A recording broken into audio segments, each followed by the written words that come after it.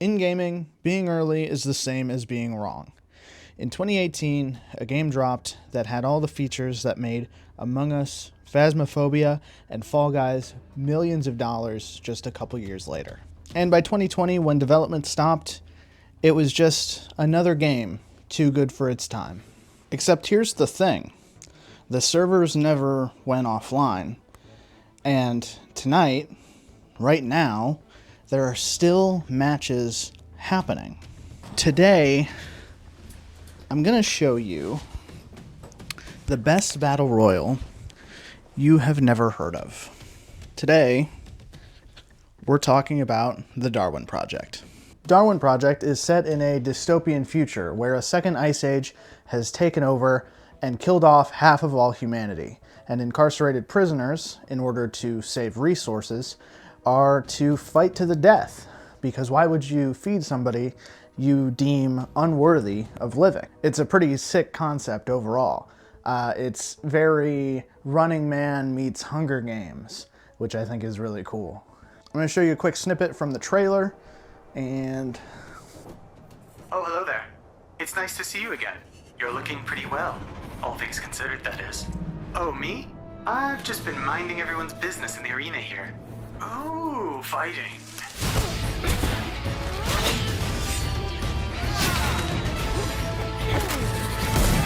What? They're really trying to kill each other. That's crazy. There's a lot to break down in this trailer, so we'll get back to this guy. This is the director. I can't tell you about him right now, because that's how video retention works. You have to stay to get the info on him, but we'll get back to him, I swear. What you do need to know, though, is that this is not another 100-person battle royal. This is something completely different. Alrighty, so let's talk about the player count. In most battle royal games, you drop into a map the size of New York with 99 of your closest buddies, which is totally fine, I guess. I remember back in the day when I wanted a 1,000-person battle royal. That's not Darwin Project, though. Darwin Project pits you against 9 other players. And I know what you're thinking. 10 players? That's certainly too small. And to that I say, no, nuh-uh. It's average, big, in fact, and you shouldn't make fun of people for the size of their lobby. I've changed and shaved. I'm recording this in 2 sessions. You ever been to Buc-ee's?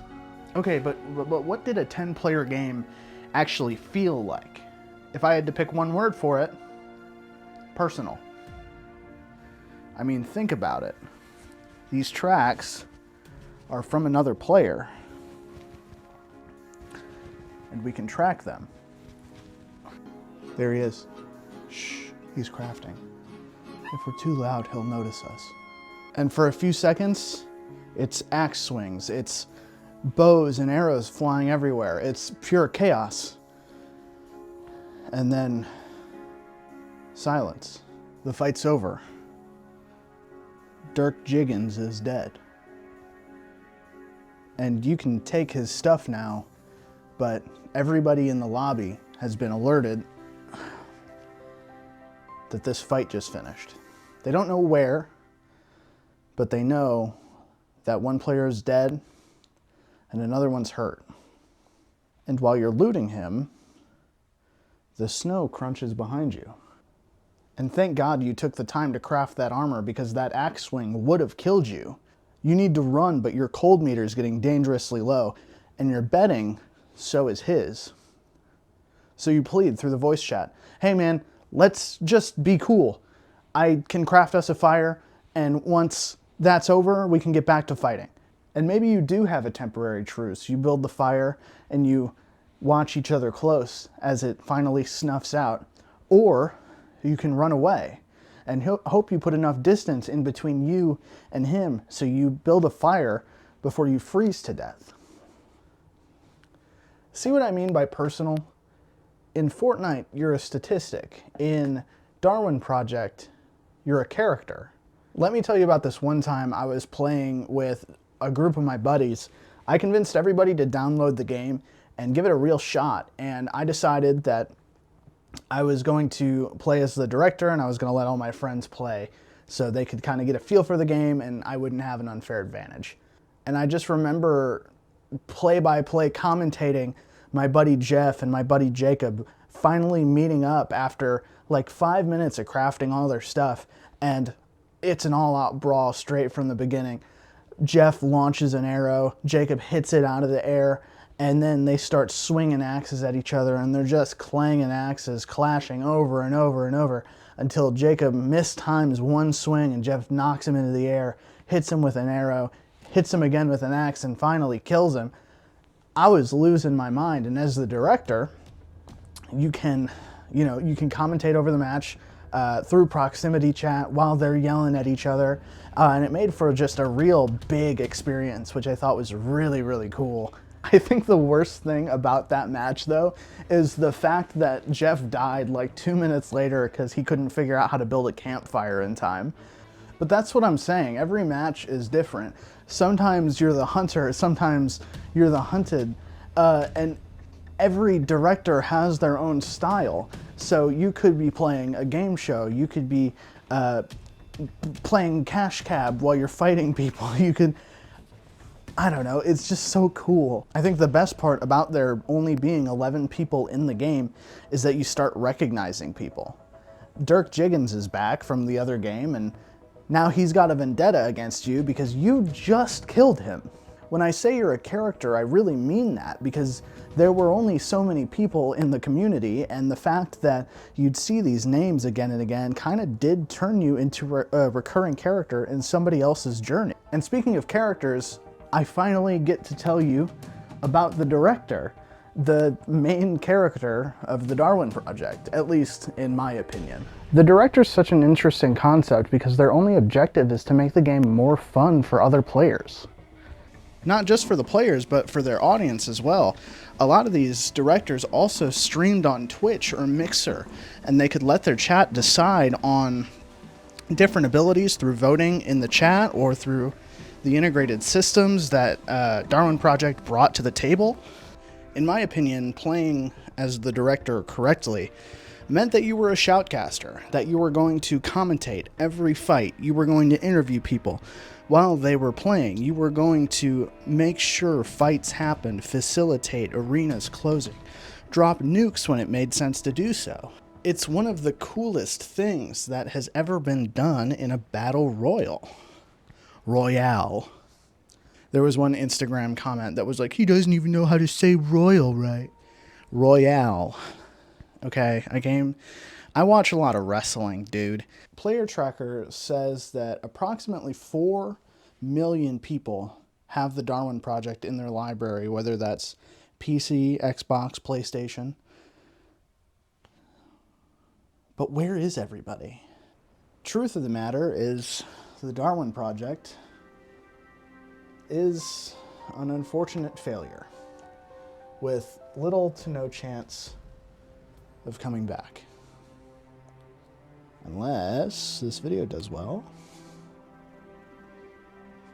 I mean, I've revived other things before, this YouTube channel specifically.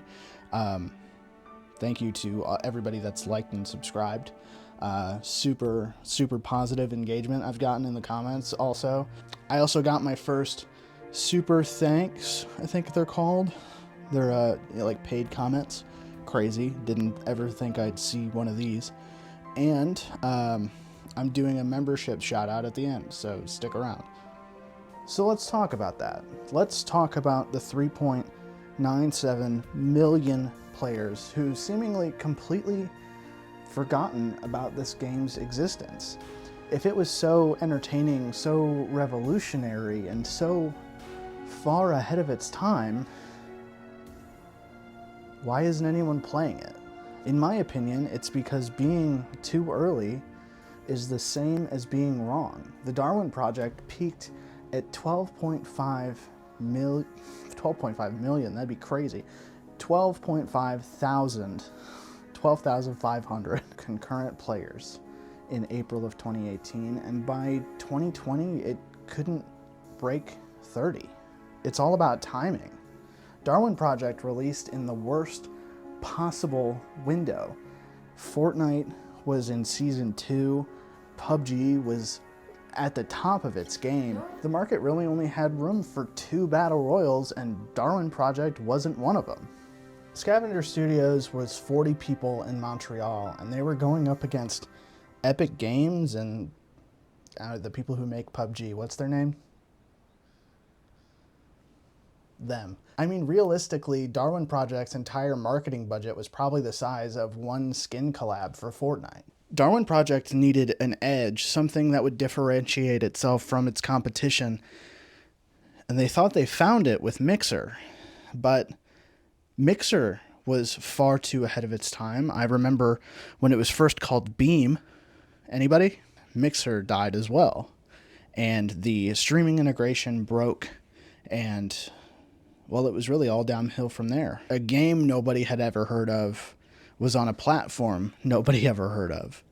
And then there was a death spiral. Longer queues meant more people left, meant worse reviews on Steam, which meant more people left, which meant longer queues, which meant more bad reviews on Steam. And by May 2020, development on this wonderful, beautiful game came to a close. And here's what kills me about that. Among Us exploded just a few months later. Suddenly, everybody wanted what Darwin Project had to offer. Proximity chat, smaller lobbies where everybody mattered. Fall Guys proved weird concepts could work for the general audience. Phasmophobia made proximity chat mandatory. Every feature that the Darwin Project had was exactly what people wanted 6 months later. If the Darwin Project had survived just a little bit longer, it could have been one of the most popular games in the COVID era of streaming. So in 2020, development for the Darwin Project stopped, except not completely. There are still 2 servers up, one in Frankfurt and one in Virginia. So if you want to play this game, you can. You just might need to find some friends to do it. Across both servers, there's about 30 people playing the game, and good luck if they're all on at the same time. There are, however, a lot of people who, in the Steam community, are actively trying to find players. So there might be groups out there that run custom games. The people that are playing this game aren't trying to keep some dead dream alive. They're honestly playing the best battle royale game people have never heard of. And remember when I said a couple times throughout this video now that being early is the same as being wrong? I think the Darwin Project was right, but it was risky. And in 2017, 2018, people didn't want risky. And by 2020, when people finally would have taken a chance on the Darwin Project, it just didn't have the player base to sustain new growth. But please, please, please, if you have the time, the game's free. It's not going to hurt your wallet to give it a try, to download it, to even hop into a bots game and see what you think about it. Because I genuinely love this video game. I think that it is truly one of the best battle royale games ever, period, created, period, ever. I'd stake my life on that. Are we gonna bring the game back? Probably not, right? But it would be nice to try to breathe a second life into a game that I feel like absolutely deserves it. So like I said, give it a shot. You don't have much to lose. And the people that are there are going to welcome you with open arms. Thank you to everybody who's made it to the end of the video, and thank you for my first ever membership. That's so cool. I didn't even know people liked my videos that much to be able to do that stuff. Thank you a ton. It means the world to me. I wish I could better express it. It's so cool that I'm making stuff that matters to me and seems like matters to you too. If you haven't yet, the subscribe button's right here. This is a video that YouTube thinks that you'll like, and this one down here is a video that I am very proud of. So I appreciate it, and I will see you guys probably in about 2 weeks. I've got something special cooking up, so I can't wait to see you there.